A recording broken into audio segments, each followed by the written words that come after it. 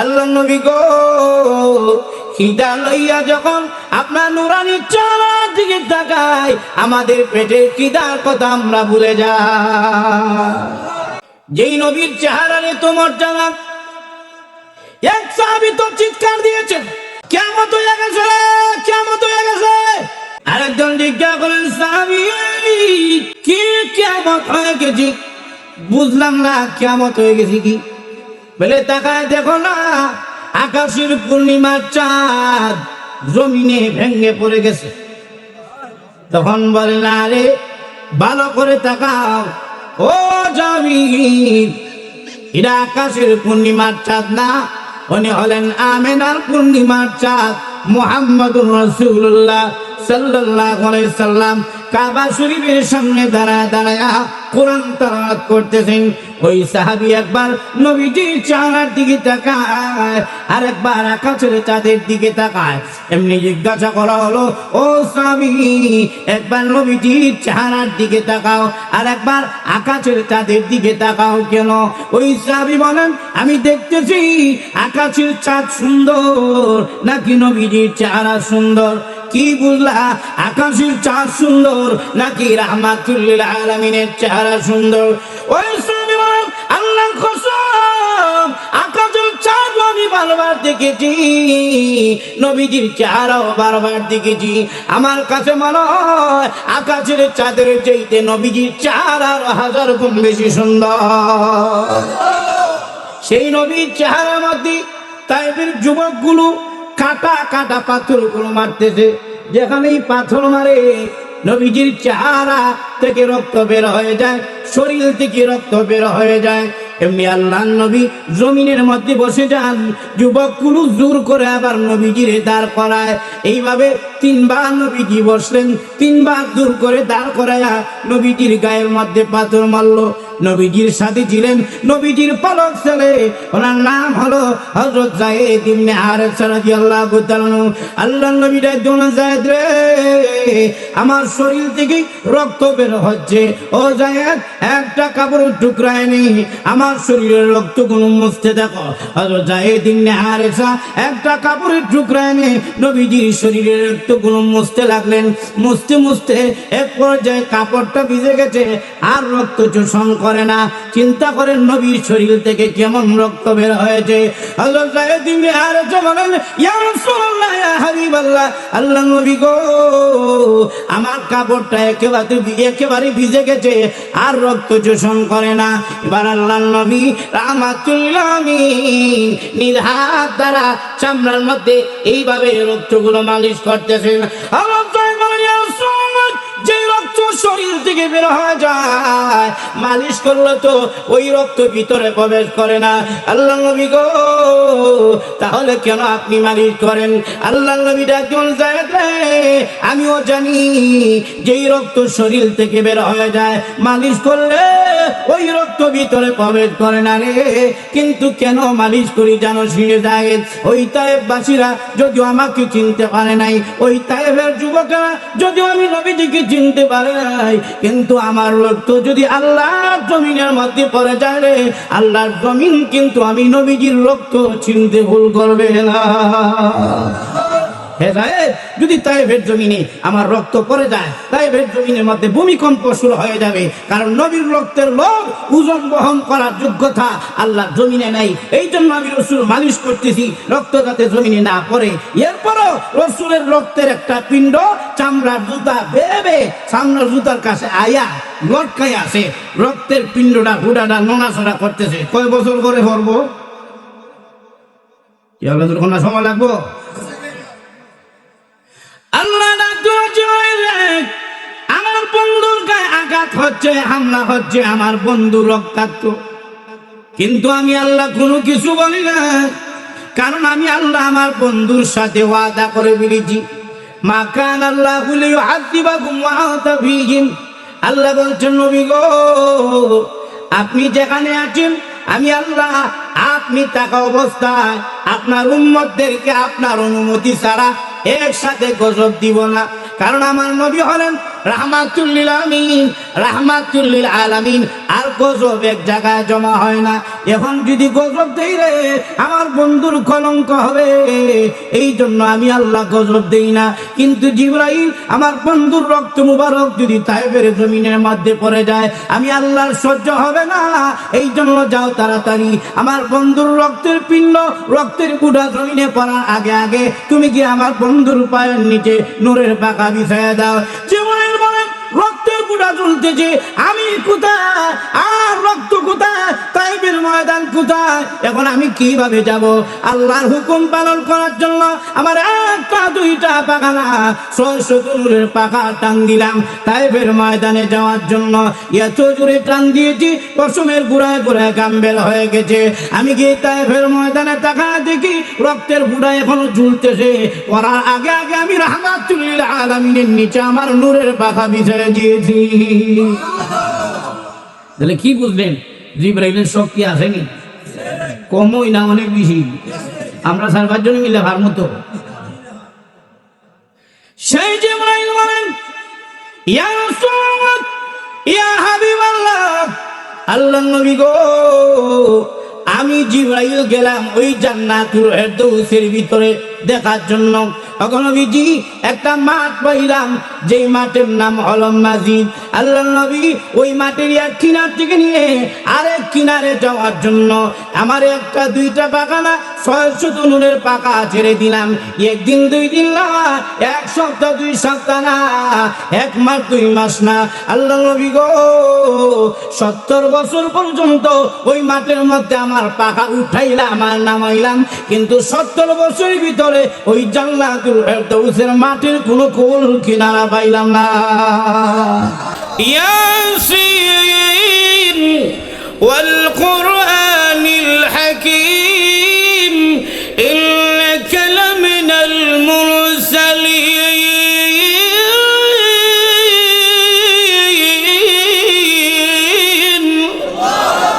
বাপ কো এটা আমার হুলাডা বলে এইটাই তো এমন হইছে কেমনে বলে হুজুরের ফিটা খাইয়া। আর যখন ঠিক না তাহলে উস্তাদের বেত্রাঘা ছাত্রের জন্য 1 নাম্বার রহমত, তবে ধৈর্য ধরতে হবে। আর যখন ঠিক না এখন এমন অবস্থা হয়েছে ছাত্র থেকে গার্জিয়ান আরো বড় বিয়াদব। আর যখন ঠিক না হুজুরে একটু মারছে, হে বাড়িতে গিয়া কান্দা টাঙ্গিয়া বাপের কাছে বিচার দিছে। এখন বাচ্চা না কান্দা বাপ মাদ্রাসা কান্দে। আমার খোলাটারে মাইরে লাগছে, মাদ্রাসার ছাদ গরম হয়ে গেছে ঠান্ডার দিন, বেটার চিল্লা নিয়ে জ্বালায়। এইভাবে যদি পদে পদে যদি আলেম ওলামাদের সাথে লাগা হয়, বেয়াদবি করা হয়, একটু মক্তবে যদি হুজুরে বাচ্চারে মারে, কোন বাচ্চা কি মায়ের খায় মরে গেছে গা? আর ওখানে মরে গেছে গা? এরকম কোনো ইতিহাস নাই। আরে ভাই, মায়ের খায়া যদি আপনার ছেলে মসজিদের ইমাম হয়, মায়ের খাওয়া ভালো। আর ওখান থেকে না মায়ের খায়া যদি আপনার ছেলে মুফতি হয়, সাহেবুল হাদিস হয়, একটা মাদ্রাসার প্রতিষ্ঠানের দ্বীনের যদি খাদেম হতে পারে, প্রিন্সিপাল হতে পারে, মায়ের খায়া যদি আপনার ছেলে আলেম হইয়া আপনার জানাজার নামাজ পড়াইতে পারে, এমন সন্তান মায়ের খাইলেও ভালো। আর ওখান না এ তো মাদ্রাসা করো। এই জন্য মুরব্বীদের কথা পরিষ্কার কথা, বাচ্চা যদি বেয়াদব হয় এদেরকে মানুষ করা যায়, কিন্তু গার্জিয়ান যদি বেয়াদব হয় ফ্যামিলির কোনো বাচ্চা কাচ্চা মানুষ হবে না। এরকম ঠিক না? তো মায়ের খাইবেন, ধৈর্য ধরবেন, ছাত্র ধৈর্য ধরতে হবে, গার্জিয়ান ধৈর্য ধরতে হবে, তাহলে এই বাচ্চার সফলতা দেখতে পারবেন।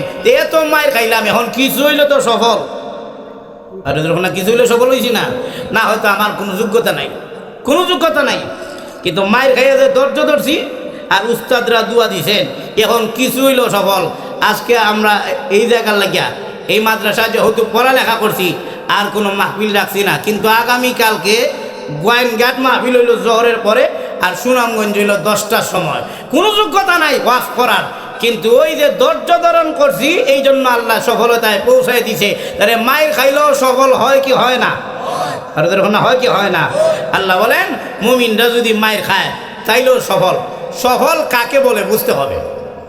আমরা কি মনে করেন গাড়ি বাড়ির মালিক হয়ে যাচ্ছে জীবন সফল? আর যখন না সফল নাকি? আপনি মারা গেছেন, গাড়িও নাই, বাড়িও নাই, সম্পদ কিচ্ছু নাই, তাহলে জীবন সফল হইল না। 2 নম্বর, মেম্বার চেয়ারম্যান এমপি মন্ত্রী হতে পারলেই জীবন সফল। আর দেখুন না সফল নাকি? দেখবেন ফুলের মালা জায়গা হয় না, কিন্তু 5 বছর ভরে জুতার বাড়ির জায়গা হয় না। আর দেখুন ঠিক না? তাহলে মেম্বার চেয়ারম্যান এগুলো হইতেলেও জীবন সফল না। সফল কারে হয়? 3 জিনিস থাকতে হবে। মুফাসসিরিনে কেরামগণ বলেন, প্রথম নম্বর হলো যার জীবনে ভয় নাই তার জীবন সফল। 2 নম্বর হলো যার জীবনে চিন্তা নাই তার জীবন সফল। 3 নম্বর হলো যে মনে যা চায় তা হয়, তার জীবন সফল। তাহলে শর্ত দিয়েছেন কয়টা? শর্ত দিয়েছেন কয়টা? প্রথম নম্বর হলো যার জীবনে ভয় নাই তার জীবন সফল। আমাদের জীবনে ভয় আসেনি? আর যখন বই আছে কিনা নাই? বাপ রে বাপ, বইয়ের অভাব নাই। যত বেশি টাকাওয়ালা তত বেশি ভয়। আর যখন ঠিক না, না জানি ডাকে তিনি 2 টাকা পয়সা সব লইয়া জায়গা। এমন কি টাকা পয়সা যদি বেশি থাকে, এমনও হতে পারে আপনার বউয়ে গুমের করো জব করিয়া টিয়া পয়সা লইয়া যাইব গিয়া, আর কইব টিয়া পয়সা থাকলে এমন জামাই কত আইব আর যাইব। আর যখন ঠিক না, তাহলে টিয়া পয়সা হইল এটা একটা ভয় থাকে। 2 নম্বর, তাহলে বোঝা যায় প্রথম শর্ত আমাদের মধ্যে নাই। 2 নম্বর লেগে চিন্তা থাকতে পারবে না। পৃথিবীর কোনো মানুষ চিন্তা মুক্ত নয়, চিন্তা করতে করতে মাথার চুল হইয়া জায়গা। তাহলে 2 নম্বর শর্তও নাই। 3 নম্বরে পৃথিবীর এমন কেউ নাই মনে যা চায় তা হয়ে যায়। চায়নি? আর যখন ভাই বলে হুজুর মনে কি চায়? বলে মনে 3টা জিনিস প্রথমেই চায়। প্রথম নম্বর হলো বুড়োই তো চায় না। হুজুর হন না, আমার কথা বুঝেন নাকি ইংলিশের মতো লাগে? প্রথম নম্বর হলো কি হইতে চায় না? এটা বুঝলেন কেমনে? আরে ভাই বুড়ো হইতে চায় না, তুই দাড়ি রাখতে চায় না, এটা লাগে বুড়ো হইতে চায় না। দেখবেন গিয়া আয়নার সামনে কত বাপ যে ধরে বুঝা যায় মহিলার আর যে পাউডার আছে এটাই হে লাগাইতো সুন্দর হইবার লাগিয়া, আর কয় সব ফিনিশিং। এই যে বাপটা ধরে এটা বুঝাইতে চায় কি যে এখনো বুড়া হইছি না, অথচ বয়স হয়ে গেছে 40। তো দাড়ি রাখে না কেন? বুঝাইতে চায় যে বুড়া হইতে চায় না, নাকি দাড়ি রাখলে কষ্ট হয়? এটার ওজন কি 2-3 কেজি, রাখে না কে লেগে? অথবা এমন না যে দাড়ি রাখলে এটা নাভি পর্যন্ত রাখা লাগবে, এরকমও তো না। অথবা এমনও না যে দাড়ি রাখলে মাসে মাসে এটার মধ্যে সার দেওয়া লাগবে। রাখে না কেন? বুঝাইতে চায় যে হুজুর বুড়া হইতাম চাই না, বুড়া হইতে না চাইলেও বুড়া হওয়া লাগবে। যখন ঠিক না, তাহলে মনের চাহিদা পূরণ হইল না। 2 নম্বর মনের চাহিদা হইল মরতে চায় না। মরতে চায় মানুষ না, মইরা জায়গা।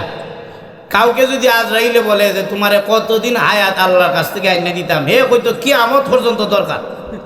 আর যখন ঠিক না, কেন? পৃথিবীর কোনো মানুষ মরতে চায় না। 3 নম্বর পুরুষের মনের চাহিদা হইল পুরুষ বেশি বেশি বিয়া করতে চায়। আর যখন না, শিকার না করলো ওইটা বুঝি পালা।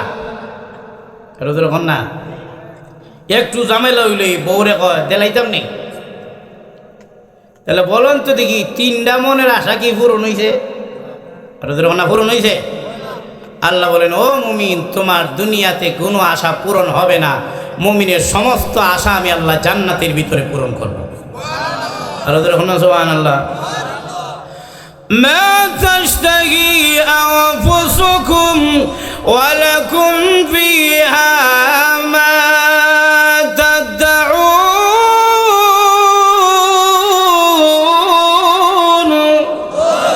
আল্লাহ মুমিনের সমস্ত চাহিদা আমি আল্লাহ জান্নাতের ভিতরে পূরণ করব। উদখুলুল জান্নাহ লা খাউফুন আলাইকুমুল ইয়াউমা ওয়ালা আনতুম তাহজানুন। জান্নাতের ভিতরে ভয় নাই, কোনো চিন্তাও নাই। মনের আশা ছিল কয়টা? আপনাদের এখন না, মনে আশা ছিল কয়টা? প্রথম নম্বর হলো বুড়া হতে চাই না, কিন্তু দুনিয়াতে বুড়া হয়ে যাই, এই জন্য মনের আশা পূরণ হয় না। আল্লাহ নবী বলেন জান্নাতের ভিতরে বুড়া বুড়ি নেওয়া হবেই না। এখন না, এখন তো যারা বুড়ো হয়েছেন সব আমার প্রতি বেজার। বেজার হয়ে লাভ নাই, রসুলই কইছেন কথাটা। এক মহিলা আছে, আম্মা জান আয়েশাকে জিজ্ঞাসা করতেছে, গো আম্মা জান, নবীজিকে জিজ্ঞাসা করবেন আমি বুড়ি জান্নাতে যাইমুনি। রসুল জানায় দিলেন, আয়েশা বুড়িরে জানায় দাও জান্নাতের ভিতরে বুড়া বুড়ি নেওয়া হবে না। এখন মহিলা কানতে কানতে বিছনার মধ্যে পড়ে গেছে। কেন? বলে রাসূল বলছেন জান্নাতে যাব না বুড়ি হওয়ার কারণে। আম্মা জান আয়েশা এসে বলেন আল্লাহর নবী গো, বুড়ি তো বিছনা থেকে উঠতে পারে না, অসুস্থ হয়ে গেছে। বলে কেন? আপনি যে বলেছেন বুড়া বুড়ির জন্য জান্নাত নাই, এই জন্য অসুস্থ হয়ে বিছনার মধ্যে পড়ে গেছে। রাসূল বলেন ও আয়েশা, আমি আসলে কথাটা হাসি দিয়ে বলেছিলাম, আমার কথা তোমরা বুঝো নাই। না, আমার কথা বুঝো নাই। রাসূল আসলে মাঝে মাঝে উম্মতের সাথে আনন্দ করতেন। আনন্দ করা, লিমিটের ভিতরে আনন্দ করা, এটা হলো নবীর সুন্নত। ঠিক না? আর ফের ফেরাইয়া হাসি দেওয়া, এটা হলো কি হারাম। না, রাসূল উম্মতের সাথে আনন্দ করতেন। বাবা যদি একেবারে চেয়ারের মধ্যে গল্লা একটা লইয়া বইয়া থাকে গাড়তে রইয়া, বাচ্চাগুলো গাড়তে রইব, কয়েকদিন পরে কইব বাপটাই গাড়তে আসলো তো হুলা কি দইতো। ঠিক না? না না, শাসনের জায়গায় শাসন করবেন, আনন্দের জায়গায় আনন্দ করবেন, এটা হলো নবীর সুন্নত। রাসূলও মাঝে মাঝে আনন্দ করতেন উম্মতের সাথে। রাসূল খেজুর খাচ্ছেন, হযরত আবু বকর খেজুর খাচ্ছেন, হযরত আলীও খেজুর খাইতেছেন। আর রাসূল খেজুর খাইয়া খেজুরের বিচিগুলো হযরত আলীর সামনে নিয়ে জমা করে রাখে আর হাসে। সুবহানাল্লাহ কইতেন না? খেজুর খাওয়া শেষ হওয়ার পরে আল্লাহর নবী রাহমাতুল্লিল আলামিন বলেন আলী রে, তোমার সামনে খেজুরের এত বেশি দেখা যায়, মানুষ দেখলে বলবো তুমি হইলা ফেটুক, খেজুর বেশি খেয়েছ। হযরত আলী মনে মনে বলেন রাসূল রাখছেন, রাখকে আবার কি বলেন? এমনি হযরত আলী হেসে দিয়ে বলেন ইয়া রাসূলুল্লাহ, ইয়া হাবিবাল্লাহ, ও নবীজি, আমার সামনে যদি খেজুরের এত বেশি থাকলে মানুষ বলে আমি খেজুর বেশি খাইছি, আপনার সামনে যে কোনো খেজুরের বেশি নাই, মানুষ দেখলে বলবে আপনি বেশি খাইয়ে লাইছেন। সুবহানাল্লাহ। এইভাবে আল্লাহর নবী আনন্দ করতেন। রাসূল বলছেন বুড়া বুড়ির জন্য জান্নাত নাই। এখন তো মহিলা কাঁদতে কাঁদতে বিছনার মধ্যে পড়ে গেছে। আম্মা আয়েশা বলেন ইয়া রাসূলুল্লাহ, আপনি বলেছেন বুড়া বুড়ির জন্য জান্নাত নাই, মহিলা তো এখন বিছনা থেকে উঠতে পারে না। এমনি আল্লাহর নবী ডাক দিলেন আয়েশা, বুড়িরে জানায়া দাও আমি বলেছি বুড়া বুড়ির জন্য জান্নাত নাই, কিন্তু জান্নাতে নেওয়া হবে না এরকম বলি নাই। কারণ জানলি জান্নাতে যখন নেওয়া হবে 80 বছরের বুড়াকে 33 বছরের যুবক বানানো হবে, আর 70 বছরের বুড়িরে জান্নাতে নেওয়ার সময় 16 বছরের যুবতী বানাইয়া জান্নাতের ভিতরে ঢুকানো হবে। তাহলে কি জান্নাতের ভিতরে বুড়া বুড়ি আছে? আরে দেখুন না, বুড়া বুড়ি আছে। তাহলে মনের আশা কি দুনিয়াতে পূরণ হইব না জান্নাতে গেলে? 2 নম্বর মনের আশা, মরতে চাই না। মনে আছে নি আপনারা?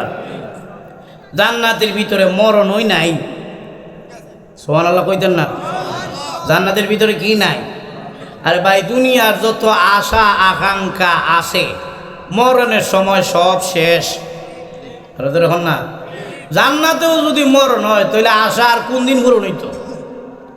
আল্লাহ বলেন সকল আশা আকাঙ্ক্ষা মরণকে জবাই করা দেওয়া হবে, আর মুমিন জান্নাতের মধ্যে চিরস্থায়ী বসবাস করবে। তাহলে জান্নাতের ভিতরে মরণ আছে নাই।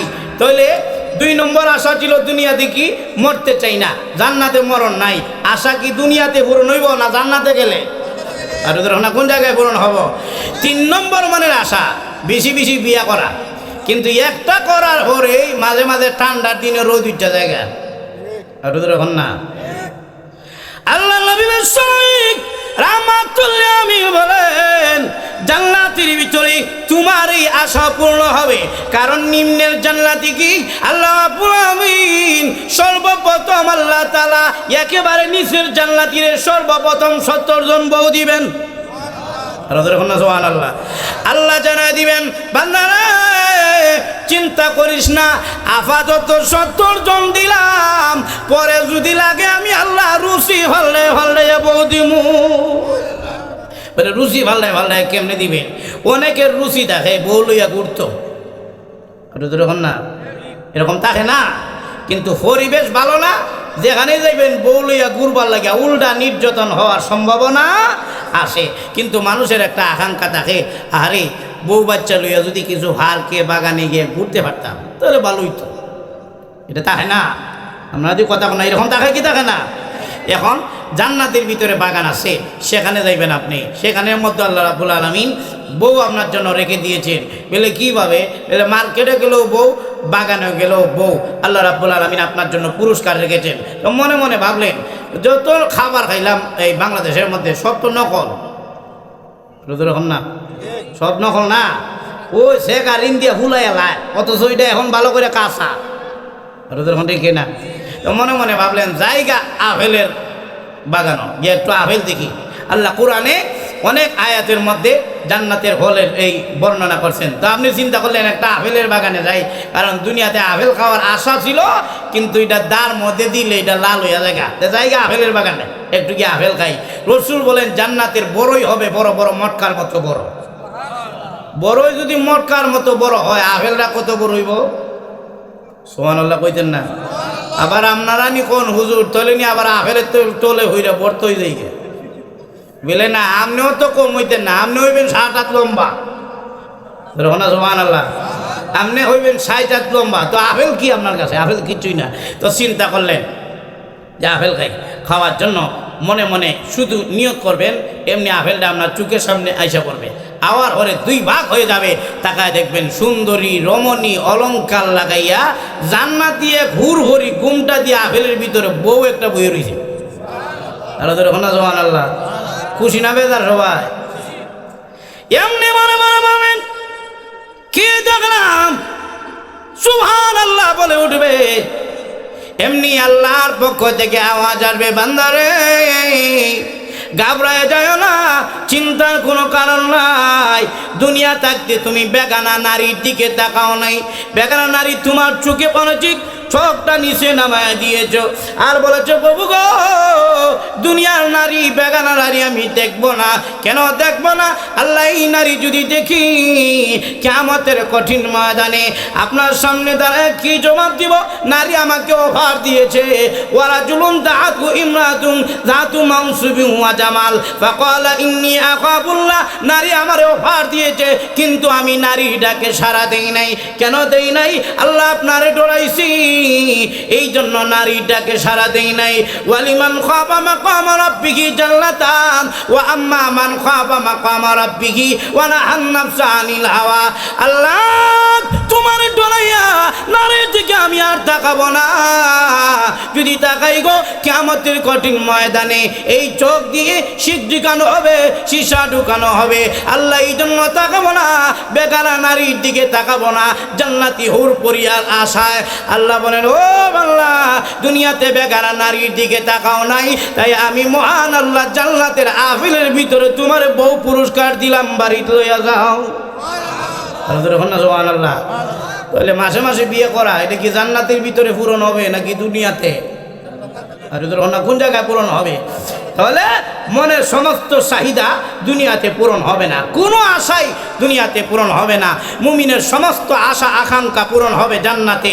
তাহলে ওই জান্নাতে গেলে মুমিনের জীবন সহল, সেই জান্নাতে কোনো ভয় নাই, কোনো চিন্তা নাই, মনের আশা গিয়া পূরণ হয়, এমন জান্নাতে গেলেই মুমিনের জীবন সফল। ওখান থেকে না বলুন তো দেখি, এই জান্নাতকে আল্লাহ কাফেরে দিব না মুমিনরে দিব? ওখানে কারে দিব? তাই আল্লাহ বলেন قد أفلح المؤمنون।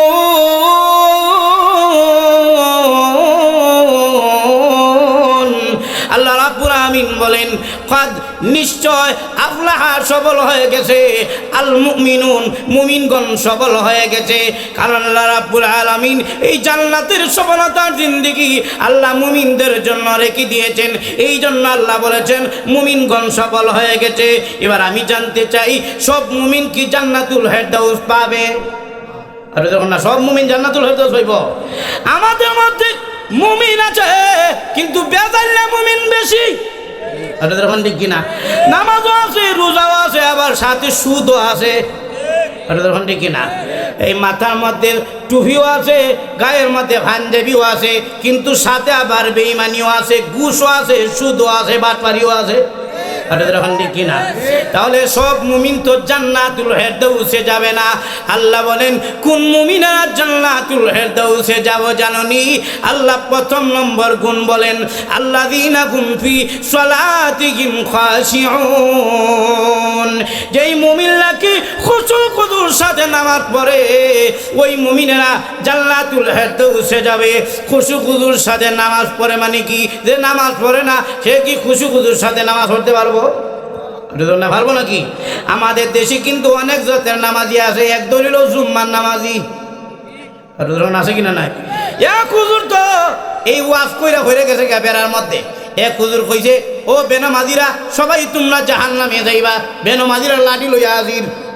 যখন জাহান্নামে যাইবা হুজুরে মাইরা ছেড়ে যাইয়া, হুজুর আমাদের বিরুদ্ধে ওয়াজ করলেন কেন? হুজুর বলেন, আমি বলছি সব বেনামাজিরা জাহান্নামে যাবে, তোমরা বেনামাজি নাকি? বিলে হ্যাঁ আমরা বেনামাজি। হুজুর বললেন, তোমরা কি জুম্মার নামাজ পড়ো না? তখন কহ জুম্মা ভরি। তাহলে তোমরা তো জুম্মার নামাজি, এরকম ঠিক কিনা? সবাই রে কইছি জাহান্নামে যাইব, কিন্তু তোমরা জুম্মার নামাজি, তোমরা রে কইছি না। একদল বইয়া গেছে, আরেক দল দ্বারা কয় হুজুর আমরা কিন্তু জুম্মাও ভরি না। হুজুর বলেন, তাহলে তো বড় সাংঘাতিক ব্যাপার, তাহলে তোমরা কি ঈদের নামাজ পড়ো না? বলে হ্যাঁ হুজুর ঈদের নামাজ তো পড়ি। হুজুর বলেন, আমি বলছি সব বেনামাজিরা জাহান্নামে যাবে, তোমরা এলা ঈদের নামাজি, তোমরা রে কইছি না। এই দল বই গেছে গা। আরেক দল বলে, হুজুর আমরা কিন্তু ঈদের নামাজও পড়ি না। হুজুর কয়, এখন তৈলে তো বড় বিপদ। তারা কয়, হুজুর তৈলে আমাদের বিরুদ্ধে ওয়াজ করছেন, হাকি হেরা দিছে, এগুলা আমরা কি দিছি না? হুজুর বলেন, তোমরা কি নামাজ পড়ো না? বলে না পড়ি না, জুম্মাও পড়ি না, ঈদের নামাজও পড়ি না। আরেক দল বলে, হুজুর যদি ঈদের নামাজও না পড়ি তাহলে তো আমরা কইছেন। হুজুর বলেন, তোমরা কি জানাজার নামাজ পড়ো না? তখন তারা বলে, হুজুর কি বলেন জানাজার নামাজ পড়ি না? দাদাও মারা গেছে, দাদিও মারা গেছে, নানাও মারা গেছে, নানিও মারা গেছে, বাপও মারা গেছে, মাও মারা গেছে, জানাজার নামাজ না পড়লে কি সারবো? দেখি না। হুজুর তখন বলেন, তাহলে তোমরা তো কইছি না, কারণ তোমরা তো জানাজার নামাজি। আমি বলছি সব বেনামাজিরা জাহান্নামে যাইবে। এরা মনে মনে বয়ে গেছে গা, আর মনে মনে কয় হুজুরটা বড় চালাক। আর হুজুর কয়, আল্লাহ তুমি সাক্ষী দেখো, আর জীবনে এই এলাকায় ওয়াজ যাইতাম না, সব বেনামাজি।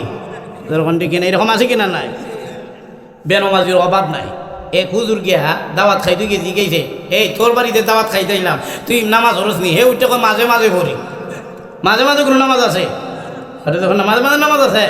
হুজুর কয়, মাঝে মাঝে পড়ো, তখন কইয়ালাতে হি ফজর নামাজ কয় রাখাত। এ আসলে নামাজই পড়ে না, ফজর নামাজ কয় রাখাত জানতো কোনে? হে কয়, হুজুর সালাক আসলো। কয়, হুজুর শয়তানে কিন্তু আবার সালাক বেশি থাকে, শয়তান। ধরুন ঠিক কিনা? এ কয়, হুজুর ফজর নামাজের রাহাতটা কই মনে, তবে সময় নষ্ট করে লাভ নাই, খানাটা আনি আর আনতে আনতে ভাগে ভাগে কইলে। হুজুর বলে, আচ্ছা ঠিক আছে, কইস, অসুবিধা নাই। হে গিয়ে আসলে জানে না, বৌরি গিয়ে জিগাই তো নিয়ত করছে খানা আনতে গিয়া। তো খানা আনতে গিয়া বৌরে জিগায়, কি গো ফজর নামাজ কয় রাখাত? বউ কইয়া দিছে ফজর নামাজ হলো 4 রাকাত। কয় রাকাত কইছে? আর কয় রাকাত কইছে? 4 রাকাত কইছে। হে কয়, তাহলে যাই গা, হুজুর গিয়া কইলাম ফজর নামাজ 4 রাকাত। হে তো জানে না। এখন বউ জিগায়, ও তুমি যে যাও গা 4 রাকাত শিক্ষা, যদি জ্বরের কথা জিগায়, যে বেশ মোল্লা জ্বরের কথাও জিগাই তারে। এখন শিখাই দিছে জোরের নামাজ হইলো 12 রাকাত, আসর নামাজ হইলো 8 রাকাত। এমনি 5 ওয়াক্ত নামাজের কথা শিখাই দিছে। যে এ ওয়াক্ত নামাজের রাকাত পারে না, 5 ওয়াক্ত যখন শিখছে, সব ফেডের মধ্যে গিয়ে ভেস লাগিয়া ডাইলে চাউলে কি ঝুলে গেছে। এখন হে তো ভেস লাগিয়া গেছে গা, ভাত তরকারি আনা নেওয়া করে, কিন্তু রাকাতের কথা কয় না। হুজুরে জিগায়, কিরে এই কসনাজি ফজর নামাজ কয় রাকাত? সব তো ভেদ লাগিয়া রয়েছে। ওইটা কয়, হুজুর ফজর নামাজ হইলো মাত্র 10 রাকাত। আর হুজুর না কয় রাকাত কইছে? 10 রাকাত কইছে। হুজুরে কয়, ফজর নামাজ যে বেটা কয় 10 টাকাত, তার বাড়ি আর খাইয়া কি লাভ? গোল্লা লইয়া জায়গা। এ পিছনে পিছনে হুজুরে ডাকে, হুজুর একবারের ভুল আল্লাহ মাফ করে। কইতাম আসলাম ফজর নামাজ 20 টাকাত, ভুলে কইয়া লইছি 10 টাকা। বউয়ে পিছন থেকে কয়, ও 4 রাকাত কও।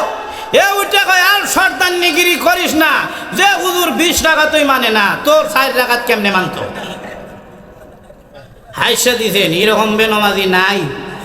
আর না নাই, মসজিদের কাছে বাড়ি, এ হক্ত নামাজ পড়ে না, এরকম আছে কিনা? নাই।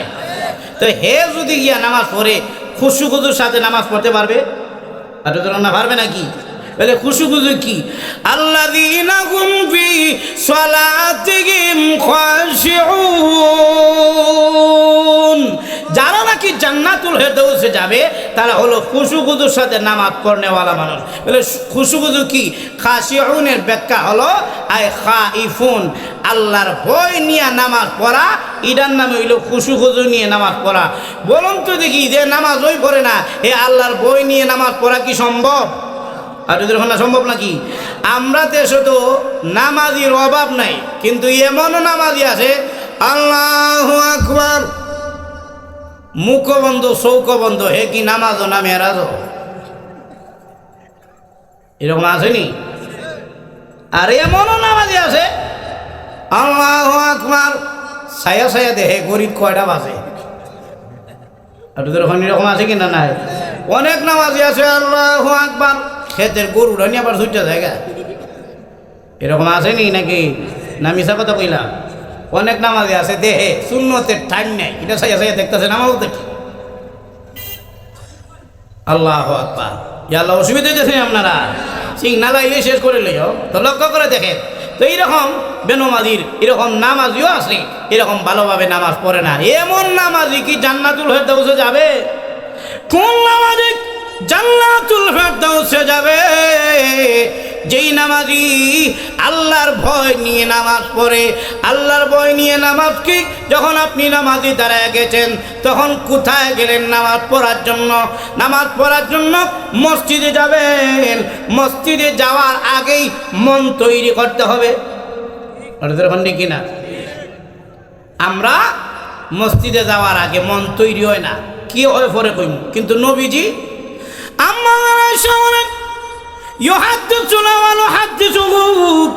নবীজির কথা আমরা শুনতেছি, নবীজিও আমার কথা শুনতেছেন।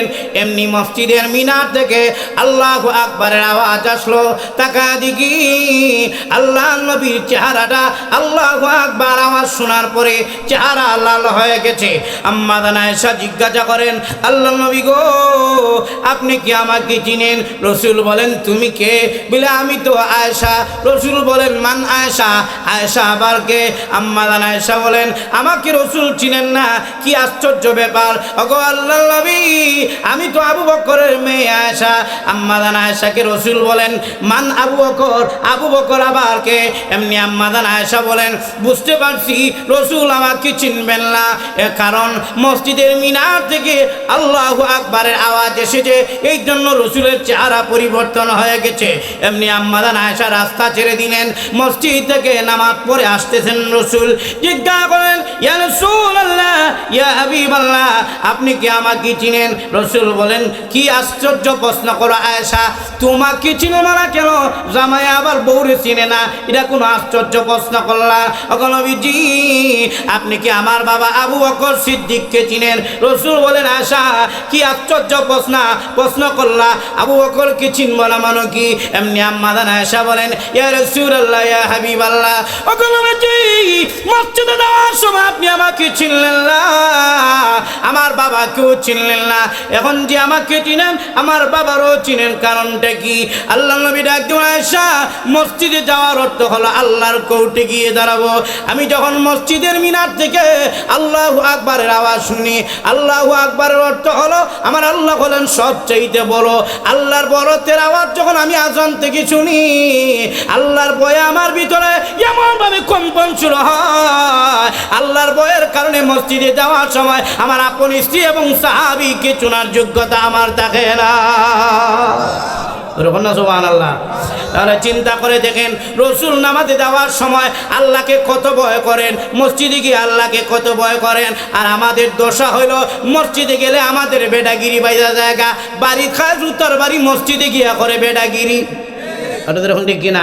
বাড়ি খায় বউরাতে জুতার বাড়ি আর জারুর বাড়ি, মসজিদে গিয়া করে বেডাগিরি নেতা হয়ে জায়গা। কিন্তু না না, এটা বেডাগিরি করার জায়গা না।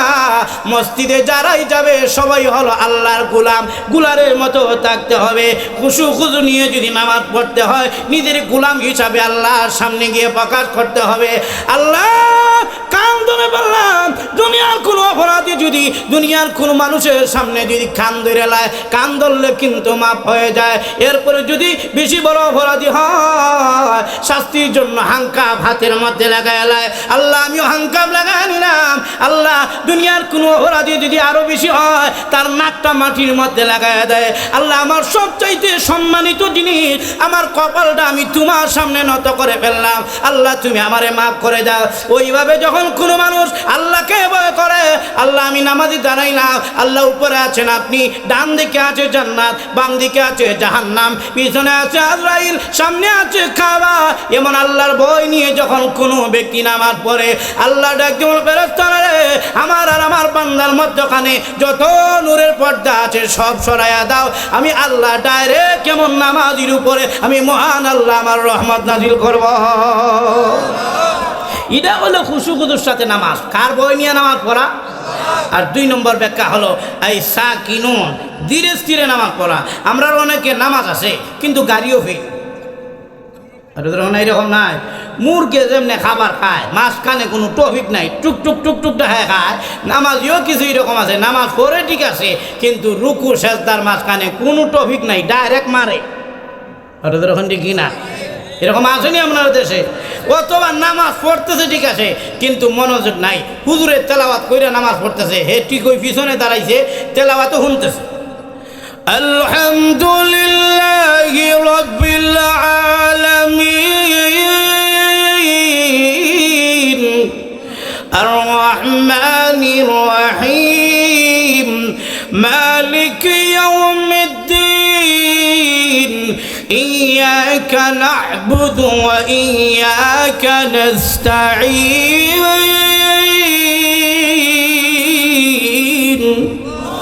হুজুর নামাজ পড়তেছে, এ তেলাওয়াত শুনতেছে।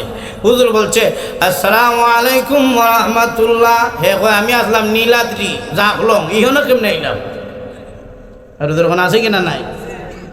এইরকম নামাজি কি মনে করছেন জান্নাতুল ফেরদাউসে যাইব? আর হুজুর কোন না জান্নাতুল ফেরদাউসে যাইব? কোন নামাজিরা যাবে? যাদের ভিতরে আছে কার ভয়। আর হুজুর কোন না কার ভয় আছে?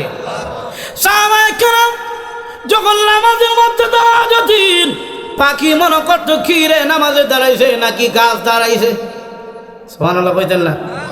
পাখি গিয়া মাথার মধ্যে বাসা কইরা লইতো, কারণ এমন ভাবে দাঁড়াইছেন নাড়াচাড়া নাই, একেবারে এমন ভাবে দাঁড়াইছেন কোনো নাড়াচাড়া নাই।